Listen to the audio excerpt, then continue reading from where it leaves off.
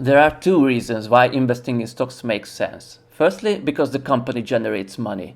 And secondly, because the company is growing, so it will generate more money over time. But even if the company is doing great, there will be occasions when the market will undervalue it. Because the market is not always efficient. Investors are emotional. So sometimes the prices are fluctuating, moving up and down over the short term, even if the company is growing and doing well. So the stock price, what we see on the stock market, doesn't necessarily reflect the real value of the company. In fact, those prices are only quotes, what other investors are willing to pay for the stock. Again, the stock prices, what you see at the stock market, are only quotes. Price quotes and real value are not the same, and they can differ over the short term. And this is why using a stop loss doesn't make sense. So what's a stop loss? When you set a stop loss at your brokerage account, it automatically sells a stock if it reaches a certain price. For example, if you bought the stock of Starbucks at $70 and you set the stop loss at $40, if the price drops to $40, your broker will automatically sell your shares. If you think about it, this is more than absurd.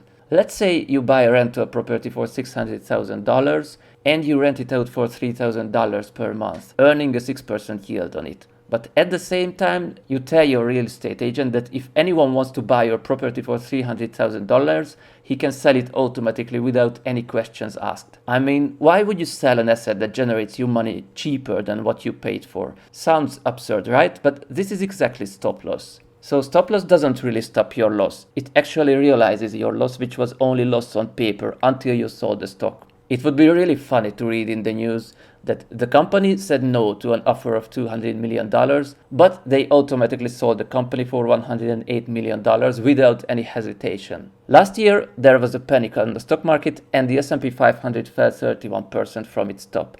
Those who used stop loss lost a lot of money because their stocks were sold at the bottom. And just a few months later, the S&P 500 was at the same level as before.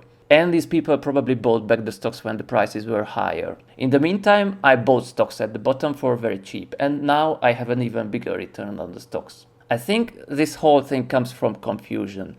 People confuse the performance of their investment with the short-term movement of the stock prices. And this is very important. People confuse the short-term movement of the stocks with the performance of their investment. And even in the news, they say, this week the stock performed badly. And they are talking about the daily movement of the price. The short-term movement of the stock price has nothing to do with the performance of your investment. First of all, a stock price has no performance. It cannot perform anything.